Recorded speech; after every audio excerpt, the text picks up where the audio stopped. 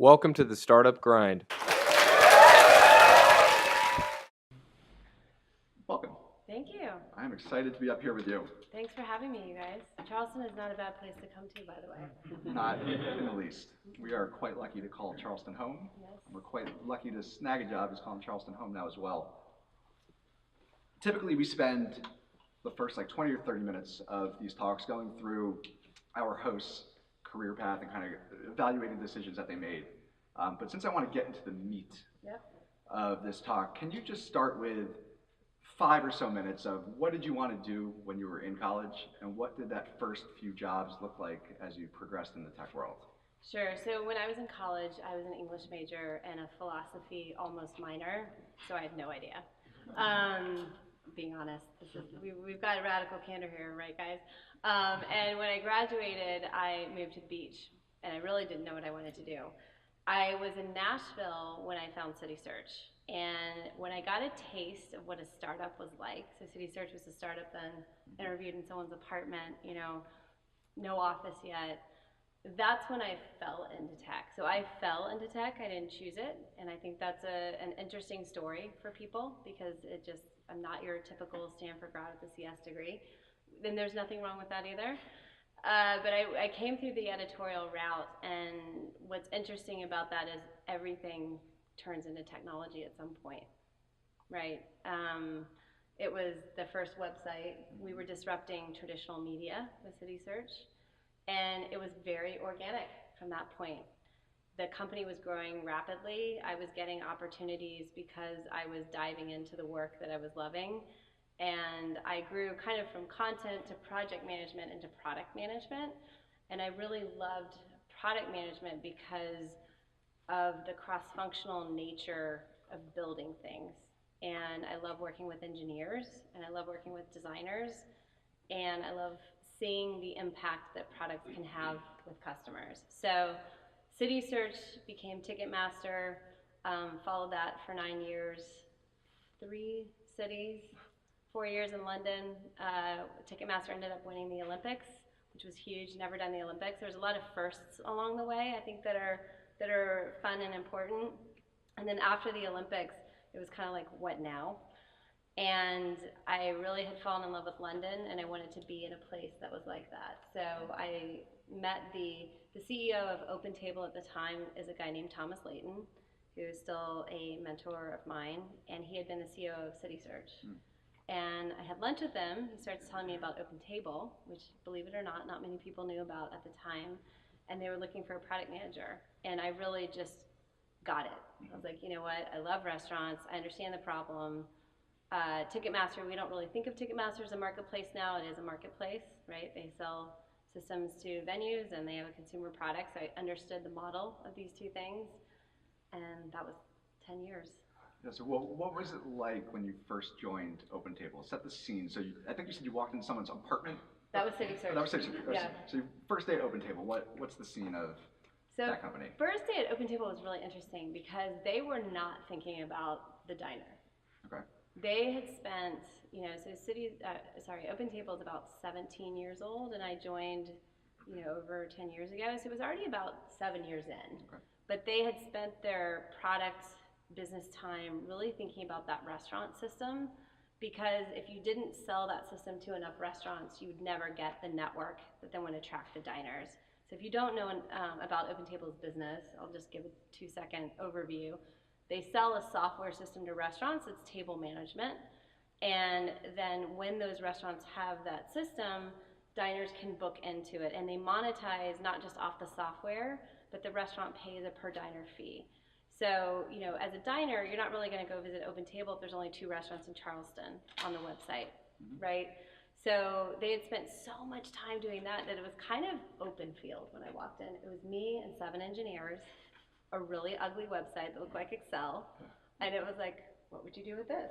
I had so many ideas, right? I had like all my CitySearch restaurant experience. And what year is this, just to put it in context? This was 2005. Okay.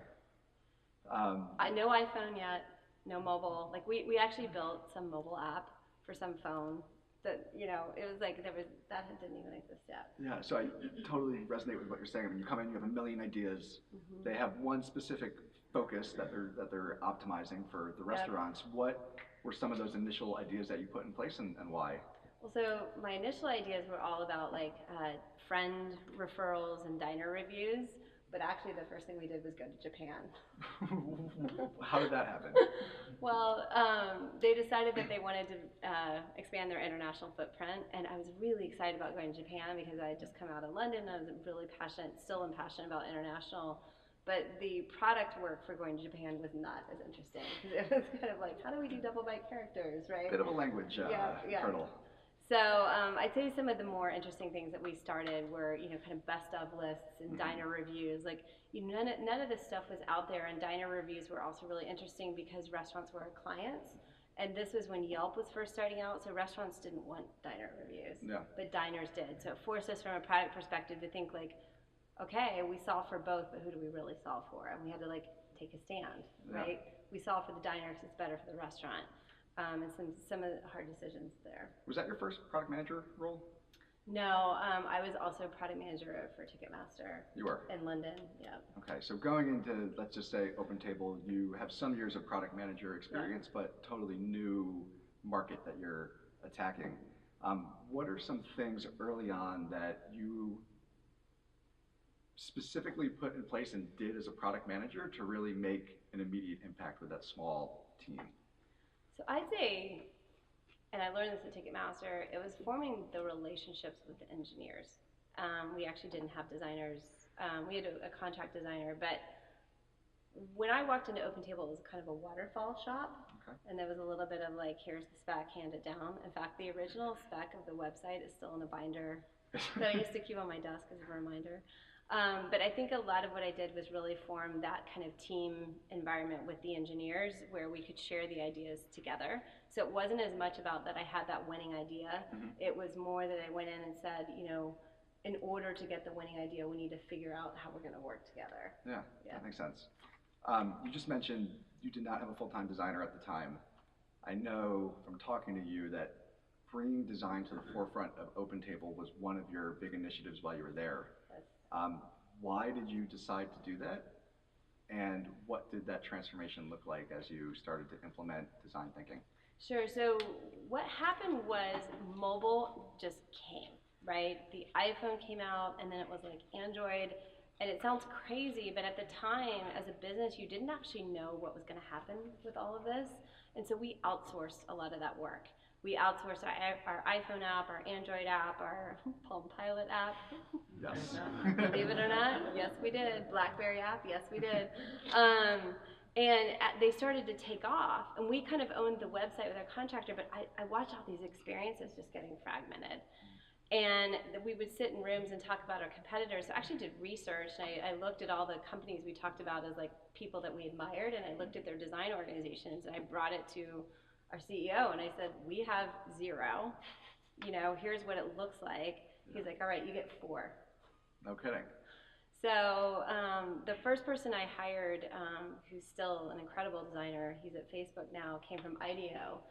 And he was a great person to hire because he kind of brought in a very sophisticated level of design thinking and what it should look like. So I'd love to take credit.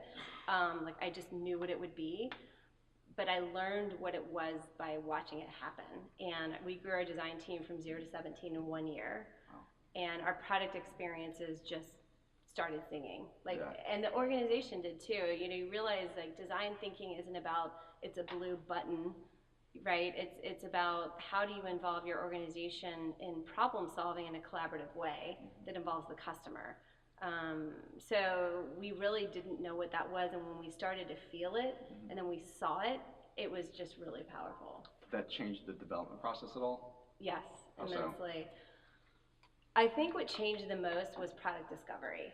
It was really easy, and at OpenTable, the table management system for a while wasn't very cloud-based or design-centric, and so the consumer product was really the only thing that we really considered design for.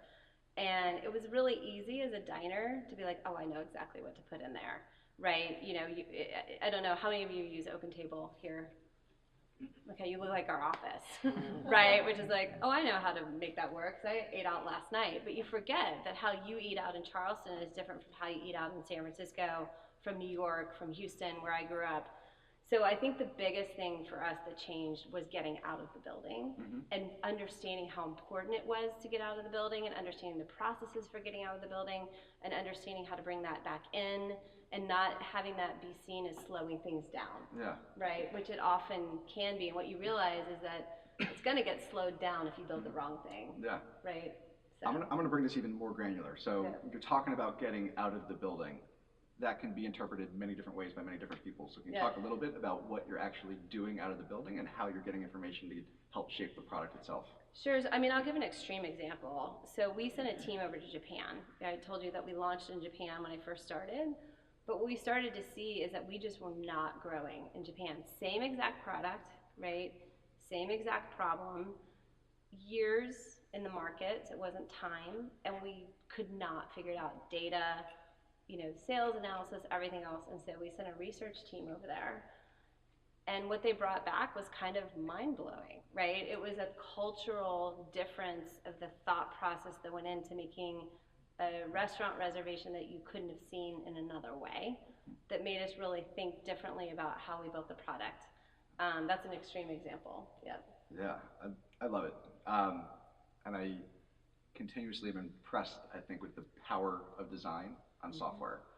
And it was just inspiring to me to see that. I know you didn't do all of that yourself, but you had the foresight to go out and hire the IDEO guy and then build that team, and it seems that you saw really drastic results.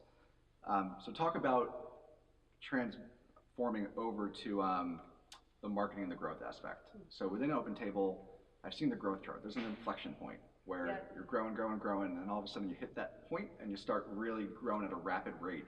So what was the process, or what was that point that really enabled you to turn it up? So I'd say there was two things with OpenTable. So OpenTable is a marketplace business, which is an incredibly interesting business, and part of why I'm so interested in the Snagajob business. But part of it was gaining critical mass in a way that people wanted to use the system. So if you go to a city and you have 2 restaurants in the center and 3 on the outskirts, you don't get that traction. So it was just kind of understanding that everything from sales pipeline all the way down to signing restaurants, how do we make sure we're in the city center, right? So that we're getting the people booking on a regular basis. So part of it was kind of market focus.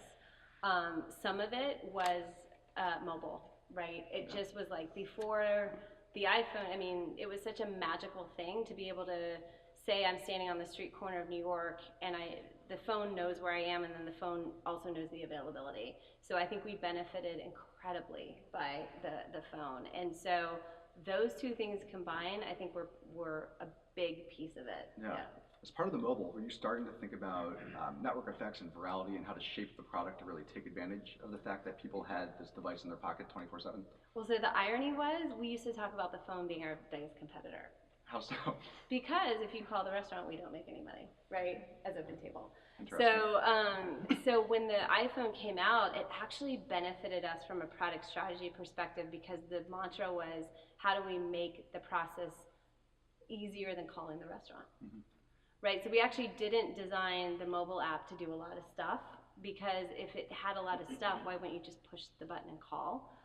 Which we know is not the better experience, because the restaurant might be closed, or no one answers. Yeah. So the product started very, very simple, and we thought very carefully before we would add something in. So it actually was an interesting product strategy. Yeah, let's see if we could shape that idea for some of the startup founders in the room who are building that first product. And you very specifically said, as I interpret it, that you did one thing well before adding on that additional functionality. So can you talk about that approach and how it might be useful for some in the room? Sure. I think it's very important to remember what your core value proposition is to your customer, right? At the end of the day, the reason you all raise your hand that you use OpenTable is because we relieve a pain point, right? And that pain point is calling the restaurant and they don't answer, or knowing what's available. And we never really strayed too far from that too quickly. So yes, we added diner reviews, which is a big product, right? That was a lot of work and a lot of engineering. And I think that's the thing that we often remembered was, no matter who you are or what size you are, engineering is your most constrained resource, and it always will be, even when you're big. And so you want to make sure that when anything gets that engineer, it's kind of validated, right? Because once it gets coded, you've wasted that valuable resource if it's wrong. So everything we did was really centered around that core reservation value proposition for a while until we knew that was working, and then we built certain things around it.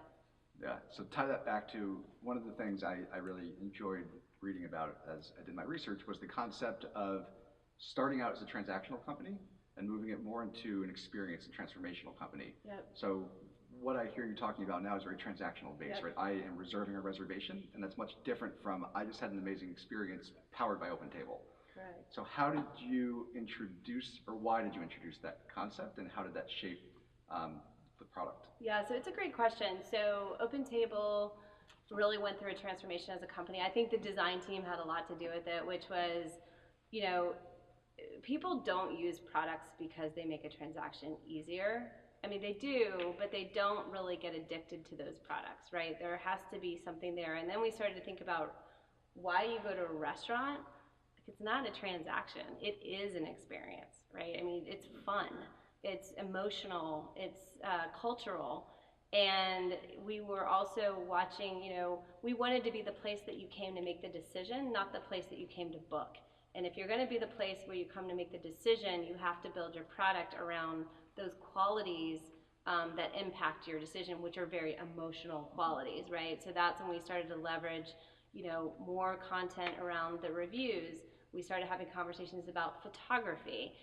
We had conversations with each other, like, why do you decide to go to this restaurant over the other restaurant? So, you know, it really was about making it more of an experience, because that was the mindset of the diner, and that's why you use certain brands. I mean, I often think of like Uber, which is very much a transaction, and I use it all the time, but I smile whenever I'm in San Francisco and there's like the local pumpkin on Halloween, or, you know, like the team that's winning has their icon, like the little soft things that we would try and do just to kind of remind people that we are more than that reservation. Yeah, so what would you say, going back to the experience theme, was like that magic moment for the customer where they said, whoa, this is a lot different from a restaurant booking app? Oh, that's a hard question. I mean, I'd love to ask the diners that. I mean, one of my favorite things is when we, on the profile page, use data science to cull through the reviews and just do like the top dishes at the top, right? Which was like giving someone a signal of why they might want to dine at that restaurant. I mean, I wouldn't say there was any one feature that did it. I'd say as a company, we did establish a bigger mission. So, you know, 17-year-old company, founders out of the building. A lot of you are starting your own companies. I think having that mission is really important. So our CEO at the time came out and said, we're not just OpenTable, but we power great dining experiences.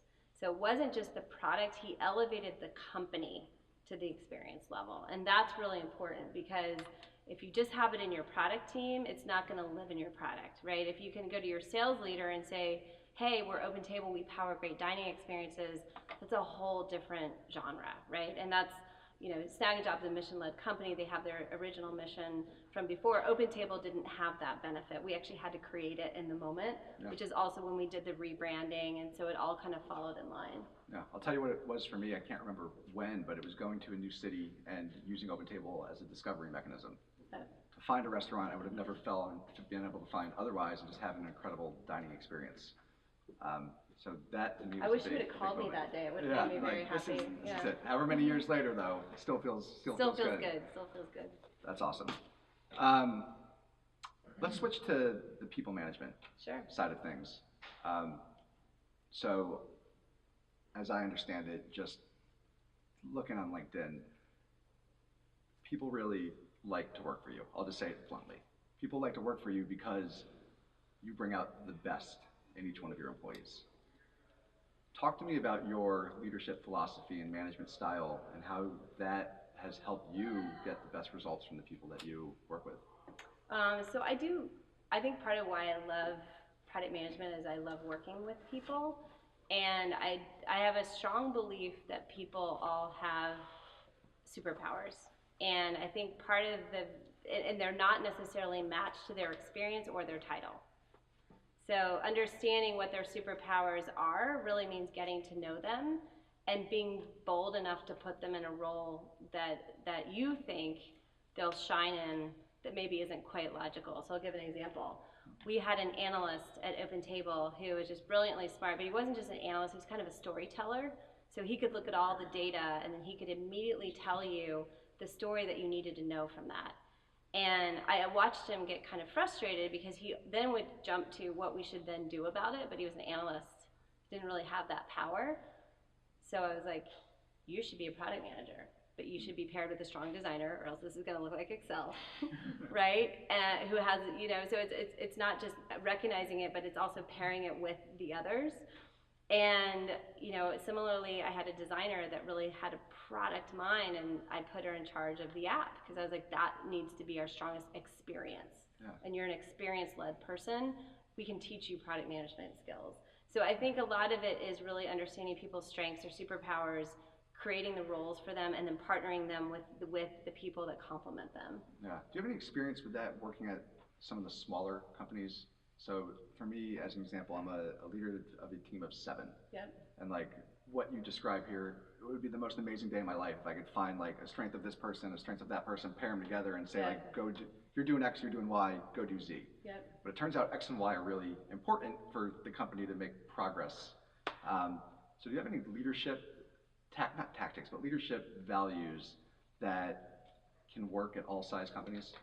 I mean, I'll use myself as an example because I wasn't a leader when I was in the startup. I was in the other seat. Mm-hmm. I was given the opportunities because I had the passion, the will, and the desire to do jobs that weren't in my wheelhouse and maybe weren't even in my job description. So if I were you, I'd be looking for those people, right? If they're worried about their career track at 7 people, good luck, right? Because I didn't actually care what my title was. I was a content editor, but I was really a product manager then, if I think back, and I was probably doing some design. I was going out to buy toilet paper down the street. Like, I think you want to look for a certain level of grit and willingness to do lots of different roles.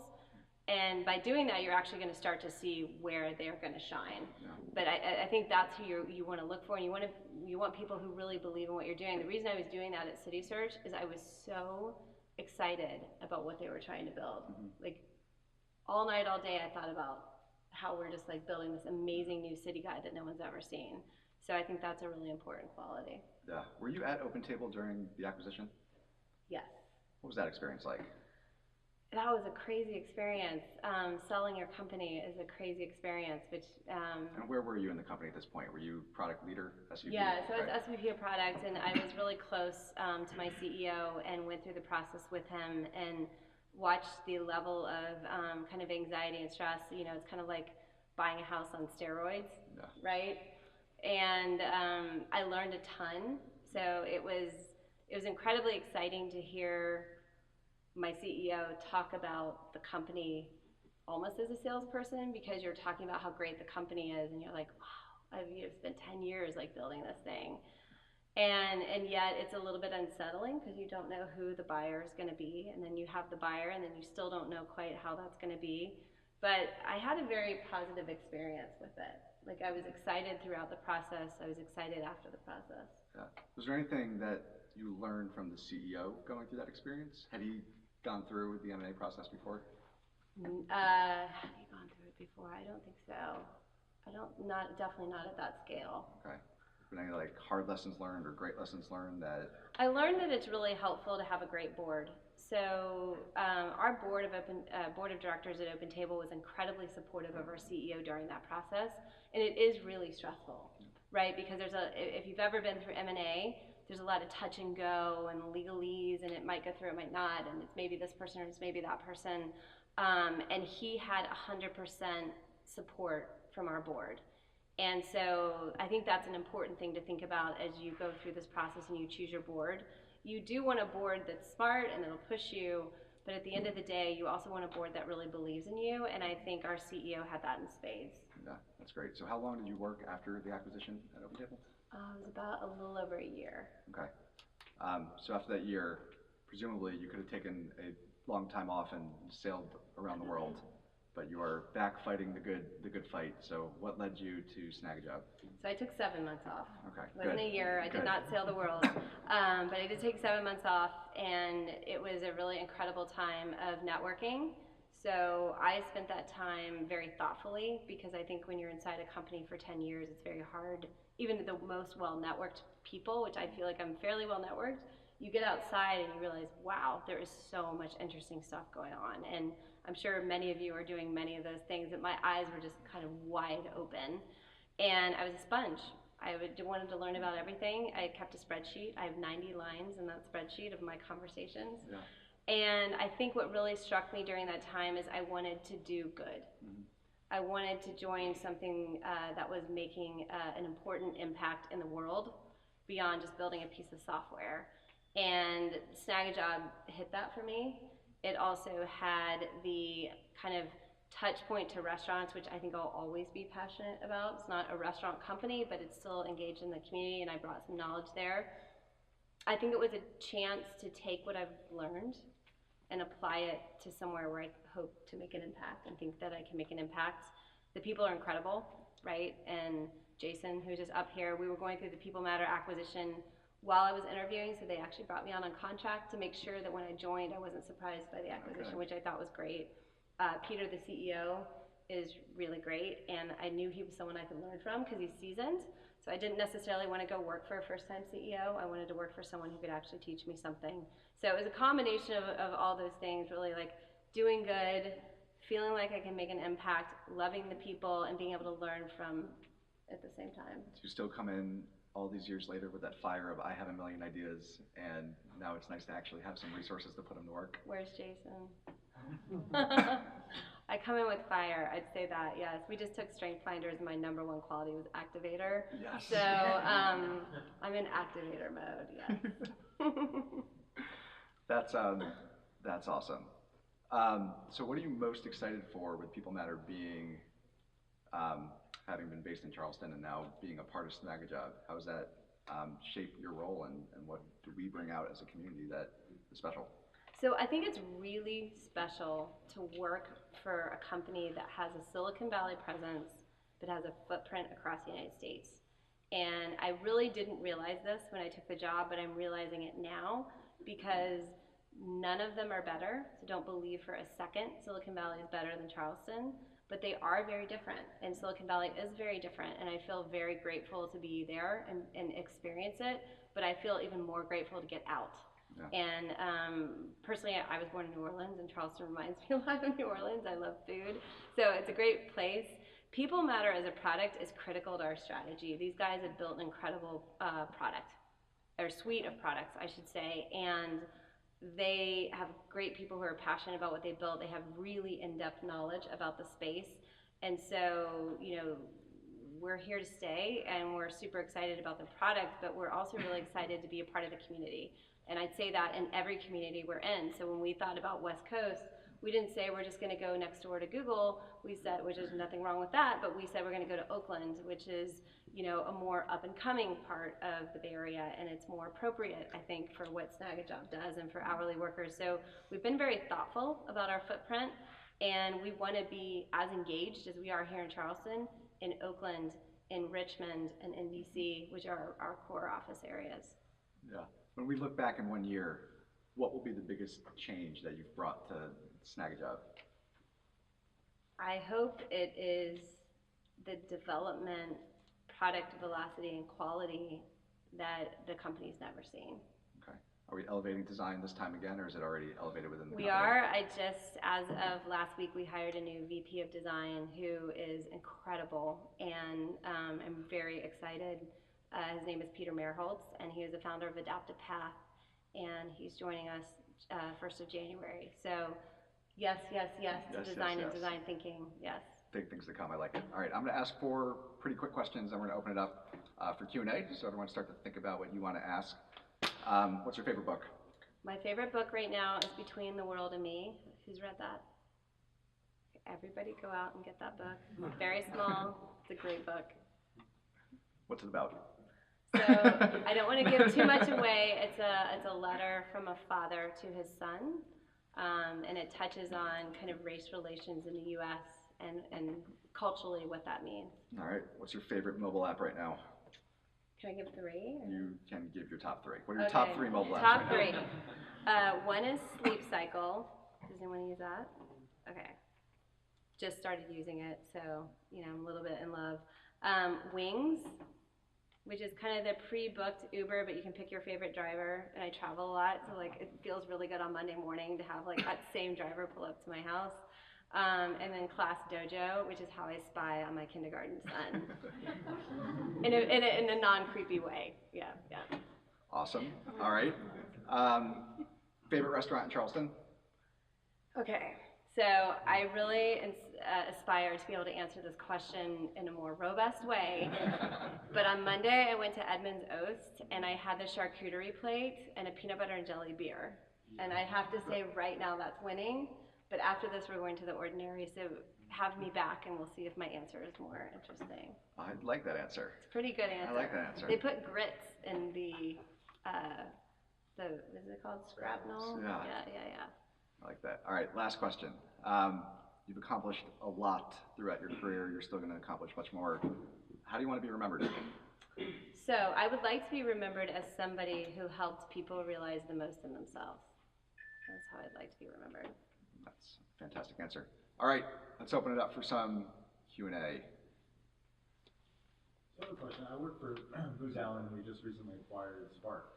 And I can tell there's a lot of friction between that corporate culture and the startup culture. And sure, it's every person's passion to be acquired, they have a startup. And so as a company just recently acquiring another company, what type of best practices are you implementing? Because I think there's a lot of resistance when a company is acquired by the employees. Sure, the owners enjoy it, the senior people who have the options and are cashing out enjoy that cash out, but preserving that culture and that mindset of a startup being acquired by another company, how do you guys effectively manage and navigate that? Sure. So we talked about the People Matter acquisition and the big Priceline acquisition. What we didn't talk about with the string of acquisitions Open Table made that I was a big part of. So I actually had 3 ex-CEOs on my team, so I lived this.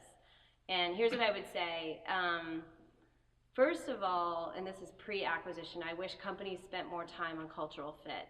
Because in the 9 or 10 acquisitions in my past, I can almost 100% bring down success to cultural fit. It wasn't the financials, it wasn't the level of engineering. In fact, we had some of the best engineers and some of the ones that weren't the most successful. And I do think that's why People Matter and Snag a Job are so successful, because it feels like we're the same people. So cultural fit's super important. You're beyond that now, so that may or may not have been there. If it wasn't, which we had as well, it's an appetite it's 2 things. The CEOs that I had on my team often came in very resistant with a big ego, and that's not going to work in a corporation. So some of it is training and leadership training for young CEOs coming in who, and I mean young not in age, young in experience, which is the way you operate with a 7-person company and the way you operate in a corporation is different. They both have pros and cons, by the way. Neither is better. And the more you can foster an environment where the corporation is open to acting more like a startup, but the startup is open to acting more like a corporation, right? Because in the end, they will benefit, right? A startup will learn things from a successful business that they didn't have. And a corporation will learn how to be more nimble or more open-minded. Like our CEO at Open Table, he used to say to our startup CEOs, like, please tell us what we're doing that we shouldn't be, because we're an old company. Like, disrupt us. Like, tell us. Like, open the dialogue. So I think first of all, you just have to acknowledge that, and then really be paying attention to it and foster those people. Great. Next question. Thomas? So first of all, thank you for taking the time to come speak with us. I love when you said, I have a strong belief that all people have superpowers. Can you give entrepreneurs such as us some tangible tasks beyond just getting to know someone that we can use to help identify what someone's superpowers may be? Let them do the job. I mean, I was given so many jobs I wasn't qualified to do. And basically, you know, just let them do it. Like, and if they fail, find out if they're really going to keep. It's almost like the product, right? Do an A/B test. Like, if they fail, is it just a first iteration fail and they need some coaching, or is they're really not right for it? I mean, you know, I think back to the opportunities I got and I laugh. I'm like, really? You let me move to London to do that?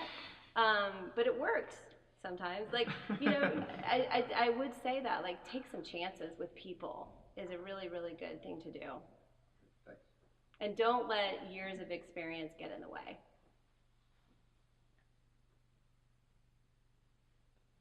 What else? Who's got a question? Yeah, so OpenTable did an amazing job in pioneering the reservations and got into like the top 30,000 restaurants. Do you think there's things they could have done along the line to be like to grow farther down the chain and not as high end, or even across industries? Because everyone takes reservations, like doctors' offices and all sorts of businesses. Yeah, so I think two things. One is we did think about should we go into other industries, but I think the decision-making process for dining out a restaurant is fundamentally different from I'm going to go book a golf course or a haircut. So I don't think our model would have worked as one company doing industries. Within our industry, I think, you know, in hindsight, we should have been a little bit more innovative sooner. So I do think it does have a level of innovation at OpenTable, but, and I experienced this at Ticketmaster too, you know, it's a little bit beware of the market leader syndrome. Right? Ticketmaster, market leader, OpenTable, market leader.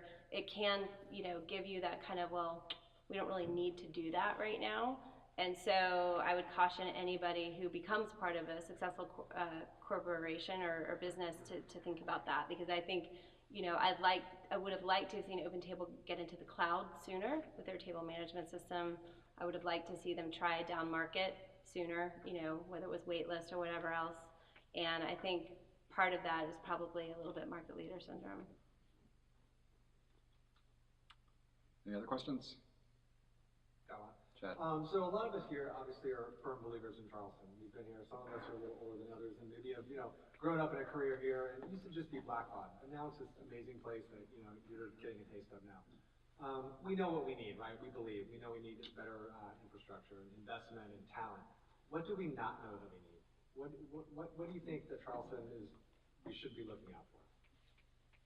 It's a good question. I think you should probably be looking out for all of the people in Charleston, right? So are you just thinking about the people in the center? Mm-hmm. Could you be training more people, younger, to be in STEM and in tech? This is probably a bigger community than what we even consider sitting here where we sit. You know, I just said Richmond Women in Tech last night talking about diversity. What I would really encourage Charleston to do, any community, but especially Charleston, is to think about all of your community. And then, you know, recruiting around Charleston. This is a fantastic place to live, seems like, right? There's many people in many cities. I met a woman last night who got burned out in New York, right? Don't think you don't have just as much to offer as New York. So I'd say make sure you're grooming your own community, but don't think you can't go outside to bring people here. How do you take the time out of your day? I mean, obviously a busy schedule to focus and kind of bring the best out of people, right? Sometimes the work leads, but how do you make sure, you know, you said your goal was to bring the best out of the people that work for you. How do you make sure you do that? So I'm a pretty firm believer in anyone who works for me, I should be able to answer the question, what do they want to be when they grow up? And if I know that about the people and we're checking in on a regular basis, I feel like we're working together to make sure that they're being the best that they can be. So I have a very tactical system, which is I do quarterly check-ins where, you know, that question is asked in the beginning when we first start working together, and then we revisit that every 3 months and we look along that path. But we also add in some of the things that are specific to their discipline. So if they're design or if they're marketing or if they're product. So that's a tactical thing that I put in place over the years. But I think you'd be surprised how few people ever ask their people that question and how important that question is. D. What do you want to be when you grow up? Good question. So I would like to be a CEO. I think leading a company is probably one of the most exciting and difficult jobs that exists. And so that's what I want to be when I grow up. I want to ask one question, then we'll have one more. I feel like we talked a lot about the positive side of your career. Yep. Let's get real for a second. Is there something that stands out as a big failure, lesson learned, just like something that really brings it home that like this stuff isn't that easy and people fail pretty hard and you got to keep fighting to ultimately be successful? I have a ton of those, and certainly don't want to pretend like I don't, so I'll, in no particular order.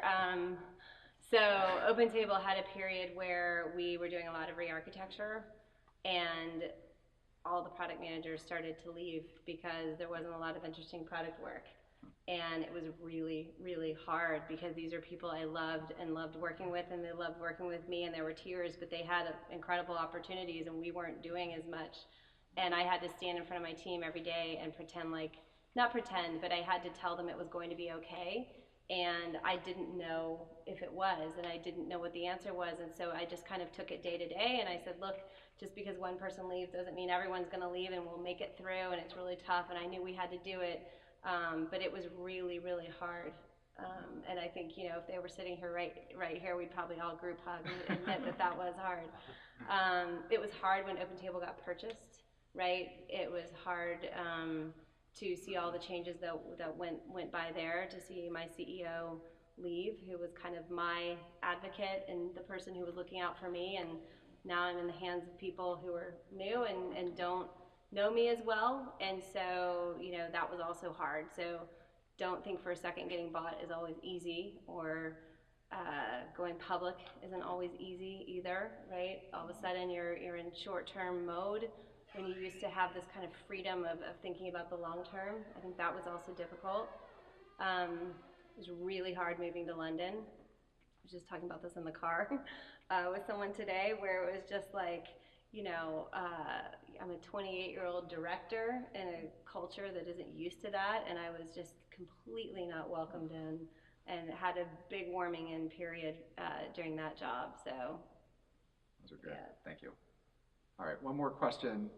Make it more positive than my question, and we'll wrap this up. Don't let me down, guys. Don't let Jocelyn down. don't let me down, guys. Don't We're let her having down. fun. Don't make me pick someone on my team. Heads up. Thank you, sir. So what was the most important thing you did when you were a young product manager in terms of career development? That was a wonderful question. I think the most important thing that I did was did the job when I wasn't trained to do it. You know, like I think back to, I got the Olympic project, and the CTO of Ticketmaster called me and said, don't F this up. And I had to hire like engineers, and I had no idea how to do it. So I would just say the most important thing I did in my career was do the job even when I didn't have the training or didn't think I could, and just did it anyway. So good. Thank you.